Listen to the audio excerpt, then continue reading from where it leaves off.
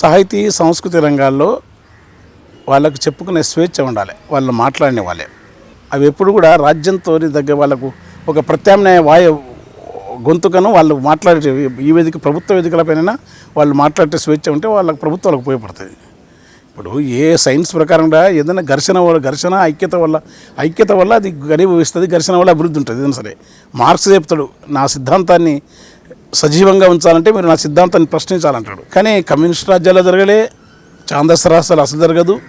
ఇక్కడ కూడా ఏంటంటే ప్రజాస్వామ్యం అనేది కానీ కవికి రచన నెహ్రూ పీరియడ్లో జరిగింది, అద్భుతాలు జరిగింది. ఎందుకంటే ఒకవైపు అంబేద్కర్, ఒకవైపు శ్యాంప్రసాద్ ముఖర్జీ, హిస్టరీ కాంగ్రెస్ తనని వ్యతిరేకించిన రమీలా తాపన్ కానీ, తనని అంగీకరించని హిరేన్ ముఖర్జీని కానీ, తనని అంగీకరించిన దేవిప్రసాద్ చట్టోపాధ్యాయుని కానీ, తనను విమర్శించిన జస్టిస్ కృష్ణయ్యను కానీ, భగవతి అని ఒక ప్రజాస్వామ్యాన్ని బాగా ప్రపంచంలో వెస్ట్రన్ ప్రపంచం అర్థం చేసుకున్న నెహ్రూ కాలంలో జరిగింది.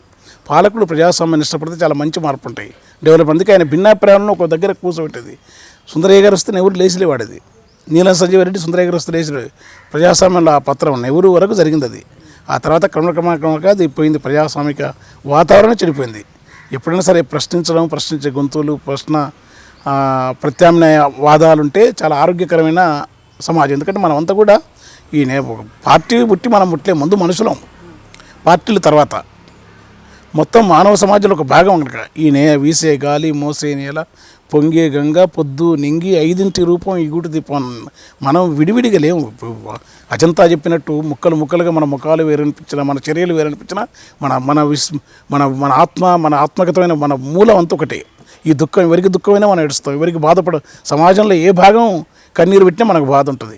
ఇప్పుడు చూడండి మీరు ఆ స్కాండినేవియన్ కంట్రీస్లో పీరియడ్ లేదు, చిన్న దేశాలు అంటారు చూడు, ఆ దేశాలలో ఎంత బాగుంటారు అది వాళ్ళు పిల్లలు.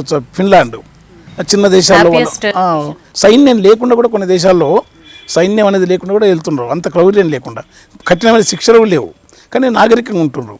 మరి ఈ దేశంలో ఏ భాగం బాధపడ్డా మనకు బాధ అయినట్టు ఉండాలి. అది దార్శనికత, పాలకులకు ఉండాల్సిన దార్శనికత. అది కాపాడే వాళ్ళు చరిత్రలో నిలిచిపోతారు, గొప్ప వాళ్ళు అవుతారు. అది ఉండటం వల్ల బలం ఉంటుంది. ఉదాహరణ నేను చెప్తాను, ముదిగొండ కాల్పులప్పుడు నేను చాలా ఖండించిన. టీవీ నైన్లో పరకాల ప్రభాకర్ ఎవరెవరు ప్రతిధ్వని ఏదో పెడితే నేను దాని మీద నేను మాట్లాడినా సీరియస్గా.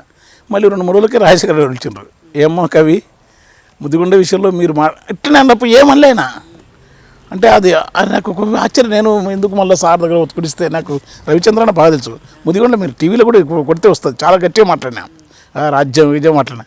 పోతే ఏమనుకుంటున్నాను, ఏదో పని మీద కాదు పిలిపించిన పోయింది, ఆయన అసలు ఫీల్ కాలే. అట్లా ప్రశ్నలను, భిన్నాభిప్రాయాలను గౌరవించాలి.